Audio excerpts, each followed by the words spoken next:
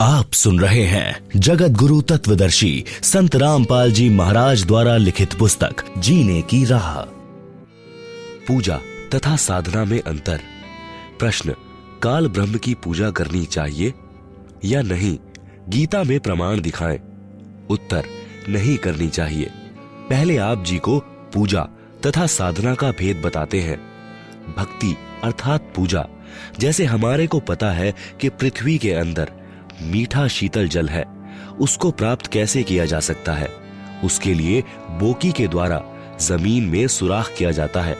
उस सुराख यानी बोर में लोहे की पाइप डाली जाती है, फिर हैंड पंप यानी नल की मशीन लगाई जाती है, तब वह शीतल जीवन दाता जल प्राप्त होता है। हमारा पूज्य जल है। उसको प्राप्त करने के लिए प्रयोग किए गए उपकरण तथा प्रयत्न साधना जाने। यदि हम उपकरणों की पूजा में लगे रहे तो जल प्राप्त नहीं कर सकते। उपकरणों द्वारा पूज्य वस्तु प्राप्त होती है। अन्य उदाहरण, जैसे पतिव्रता स्त्री परिवार के सर्व सदस्यों का सत्कार करती है, सास ससुर का माता पिता के समान, ननंद का बड़ी छोटी बहन के समान, जेठ देवर का बड़े छोटे भाई के समान, जेठानी देवरानी का बड़ी छोटी बहनों के समान, परंतु वह पूजा अपने पति की करती है।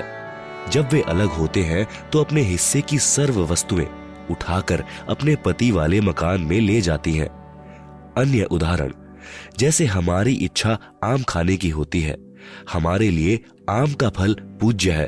उसे प्राप्त करने के लिए धन की आवश्यकता पड़ती है। धन संग्रह करने के लिए मजदूरी, नौकरी, खेती बाड़ी करनी पड़ती है, तब आम का फल प्राप्त होता है। इसलिए आम पूज्य है तथा अन्य क्रिया साधना है।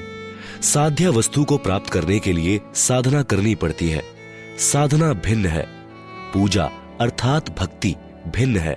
स्पष्ट हुआ। प्रश्न चल रहा है कि क्या ब्रह्म की पूजा करनी चाहिए? उत्तर में कहा है कि नहीं करनी चाहिए। अब श्रीमद् भगवद गीता में प्रमाण दिखाते हैं। गीता अध्याय 7 श्लोक 12 से 15 में तो गीता ज्ञान दाता ने बता दिया कि तीनों गुणों रजगुण श्री ब्रह्मा जी, सतगुण श्री विष्णु जी तथा तम गुण श्री शिव जी की भक्ति व्यर्थ है। फिर गीता अध्याय 7 के श्लोक 16, 17, 18 में गीता ज्ञान दाता ब्रह्म ने अपनी भक्ति से होने वाली गति अर्थात मोक्ष को अनुत्तम अर्थात घटिया बताया है कि मेरी भक्ति 4 प्रकार के व्यक्ति करते हैं। पहले अर्थार्थी, धन लाभ के लिए वेदों अनुसार अनुष्ठान करने वाले। दूसरे आर्त, संकट निवारण के लिए वेदों अनुसार अनुष्ठान करने वाले। तीसरे जिज्ञासु, परमात्मा के विषय में जानने के इच्छुक, ज्ञान ग्रहण करके स्वयं वक्ता बन जाने वाले। इन तीनों प्रकार के ब्रह्म पुजारियों को व्यर्थ बताया है। चौथे ज्ञानी को पता चलता है कि मनुष्य जन्म बड़ा दुर्लभ है। मनुष्य जीवन प्राप्त करके आत्म कल्याण कराना चाहिए। उन्हें यह भी ज्ञान हो जाता है कि अन्य देवताओं की पूजा से मोक्ष लाभ होने वाला नहीं है। इसलिए एक परमात्मा की भक्ति अनन्य मन से करने से पूर्ण मोक्ष संभव है। उनको तत्वदर्शी संत न मिलने से उन्होंने जैसा भी वेदों को जाना, उसी आधार से ब्रह्म को एक समर्थ प्रभु मानकर यजुर्वेद अध्याय 40 मंत्र 15 से ओम नाम लेकर भक्ति की, परंतु पूर्ण मोक्ष नहीं हुआ। ओम नाम ब्रह्म साधना का है, उससे ब्रह्म लोक प्राप्त होता है, जो कि पूर्व में प्रमाणित किया जा चुका है।